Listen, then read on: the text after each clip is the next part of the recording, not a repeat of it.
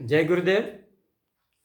समस्त देशवासियों को संत शिरोमणि गुरु रविदास की जयंती की मंगल कामनाएं। दोस्तों, आज हम सद्गुरु रविदास जी की 645वीं जयंती मना रहे हैं। उनका जन्म 1433 की माघ पूर्णिमा के दिन वाराणसी के नज़दीक सीर गोवर्धनपुर नामक जगह में हुआ था। उनके पिताजी का नाम संतोख दास था और माता का नाम कलसी देवी था। उनकी पत्नी का नाम लोना देवी था और उनके एक पुत्र था जिसका नाम था विजयदास। चमार वंश में पैदा हुए बालक रैदास के समय देश में असमानता का बोलबाला था। छुआछूत और ऊंच नीच की भावना अपने चरम स्थिति पर थी। लोग अंधविश्वास और स्वर्ग नरक की काल्पनिक जिंदगी में जी रहे थे।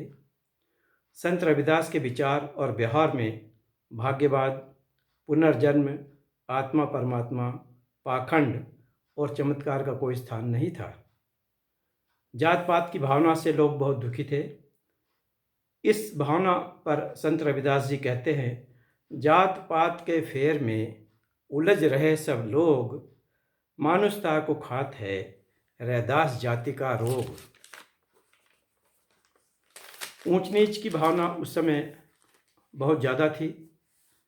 उस व्यवस्था पर रविदास जी अपनी वाणी में लिखते हैं, रैदास एक नूर ते जिम उपयो संसार, ऊंच नीच किस विद भय बामन और चमार।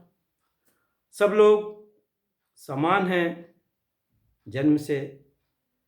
आदमी कर्म से अच्छा या बुरा बनता है। आदमी की अच्छाई और बुराई उसके काम के ऊपर आधारित होती है। इस बात पर संत रविदास जी कहते हैं, रविदास जन्म के कारणे होत न कोई नीच, नर को नीच कर डारी है ओछे कर्म की कीच। रविदास जी धार्मिक पाखंडवाद पर भी अपनी बात कहते हुए लिखते हैं कि मस्जिद से कछु घिन नहीं, मंदिर सो नहीं प्यार, यही अल्लाह राम नहीं कह रविदास चमार।